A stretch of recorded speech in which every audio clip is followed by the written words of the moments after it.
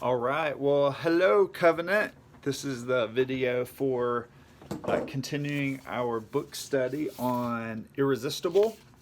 We're going to be looking at chapters 7 and 8 today, where Andy does a great job of communicating the difference between the Old Covenant and New Covenant, and how Jesus came to bring something new. It seems like that's the theme of this book, right? And if Jesus came to bring something new, why are we so tempted to go back to the old? It's a great question. It's something we all need to reflect on in our relationship with God. I'm actually wearing long sleeve today, which is wild. The weather, it seems like the weather just changed like that, doesn't it? Anyway, off topic. Squirrel. All right, let's get into chapter 7. What was it titled? Brand New Agreement. He relates the story of the Passover, the Last Supper, his final meal, right, to us messing with or messing up Christmas or Easter. Christmas and Easter are sacred to us as Christians, and Passover for the Jews was sacred to them. And Jesus comes along, and it's almost blasphemous for him to claim the day of Passover for himself. He says he'll suffer, right? Jesus at the Last Supper, he says he's going to suffer, which means his followers would suffer with them. But then he says it's not about celebrating Moses or freedom or escape from Egypt. This is about me and what I'm going to do. Jesus says, do this in remembrance of me. And that would have been pretty controversial at the time. What Jesus is saying is, this is now going to be about me. What you've always celebrated as something God doing for the Egyptians thousands of years ago. That's the ultimate story for Jewish people. Now that's all about me, Jesus is saying, which is just kind of wild to think about, but that's exactly what Jesus does. He establishes communion and says, do this in remembrance of me. And then he mentions a new covenant. The old covenant that had been established through Abraham and Moses had been established for a long time, and now Jesus comes along and says, now there's something new coming, a new covenant, which again would have been pretty controversial and crazy. And as Andy says, there's a lot going on, so those gathered around the table and in the same room with them don't quite get it right away. But if you think about it, it is pretty wild to think about, right? That these two things Jesus said were huge deals. Andy talks about, or writes about, how the new covenant signaled the promise of God's promise to Abraham and to others, how it signaled the finale. This is the beginning of something that has always been, to make way for something new. It's the closing of the covenant God made with Israel, the Jewish nation, at Sinai. And this change would have been hard for anyone to accept. Just imagine believing something for so long, and then Jesus comes along and says, now believe this, and how hard that would be. Change is hard, right? It would have been difficult for people in Jesus' day to accept this change. The irony of that is those who accepted this change and this new way of relating to God through Christ, those who made that change were changed, right? Then Andy gives us some good history about the years after the death of the apostles, and goes into a little bit about the Crusades and some of the mistakes that were made. And this dude, Julius Firmicus Maternus, who I'd never heard of, but who convinced leaders that forcing people to convert to Christianity was a good idea, apparently, is what he shared. And that led to the Crusades, which of course is this huge blemish on Christians historically, that all that happened, and that we thought it was okay to force conversions and kill pagan people and all that. It's terrible.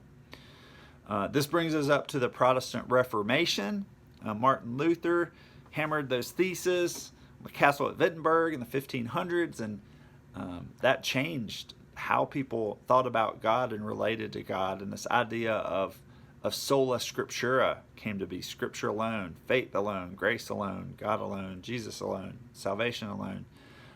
This Reformation was needed badly, but Andy continues to really help us think about how does Reformation continue to be needed now? Like, we continue to need this kind of Reformation now, so that we don't commingle the old with the new. How can we? I think a question Jesus is asking is how can we be the church Jesus means for us to be? And his answer is we've got to separate ourselves from the old and just live into the new that Jesus has brought. To be careful not to retrofit what Jesus has brought, the new, and retrofit the old into it, but just live in the new is what Andy seems to be communicating. So then in chapter 8, Andy talks quite a bit about the Bible, the difference between the Old Testament and New Testament. He goes into this idea of the word covenant and the word testament being the same word, and about how we were all introduced, well, maybe not all of us, but how many of us were introduced to the Bible for the first time, that it's kind of this all or nothing idea, and that it's and how we tend to kind of mix and match parts of the Bible that we like and leave out parts of the Bible that we don't like, and how this has led to some bad theology like prosperity gospel, which is so dangerous.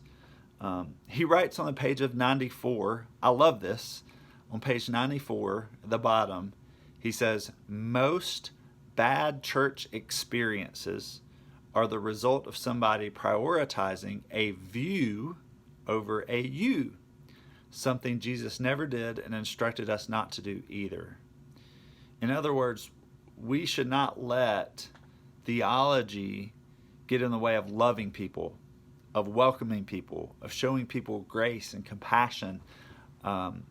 We shouldn't let any kind of theology get in the way of us being like Jesus, is what Andy is saying, is what I get out of that. And as a pastor, I hope I can always lead the church to focus on helping people grow in their relationship with Christ, not focus on, having ammunition against certain issues or whatever, but to focus on people and helping people become who God is calling them to be, not focusing on issues. So I hope I can do that as a pastor. Andy talks about how both covenants are important, even though the old covenant was temporary and had some flaws, doesn't mean it was any less important. Andy calls it brilliant, right? And I believe to understand the new covenant, to understand what Jesus has done, we have to understand the old covenant. Like, to understand the new covenant, we have to know about the old covenant.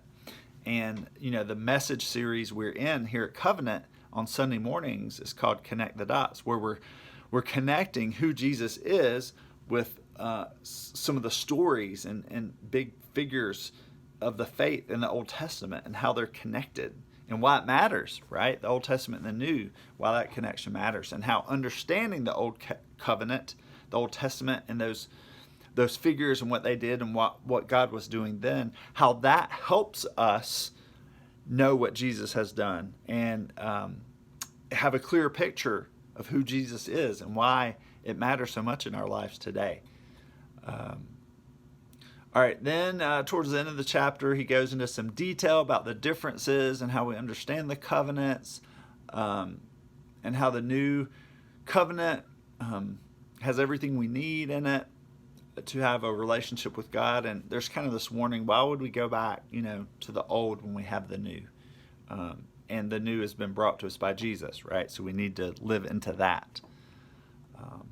Andy summarizes his thoughts at the end of the chapter this way, at the end of chapter 8.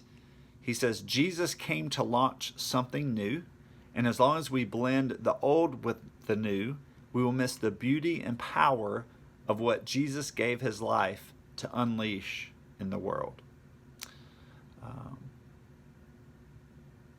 So I feel like the application, the admonition, the sort of what do we do with this is to pursue living according to how Jesus has taught us to live, and the picture that he's given us in word and in deed. His example and what he said, what he taught, right?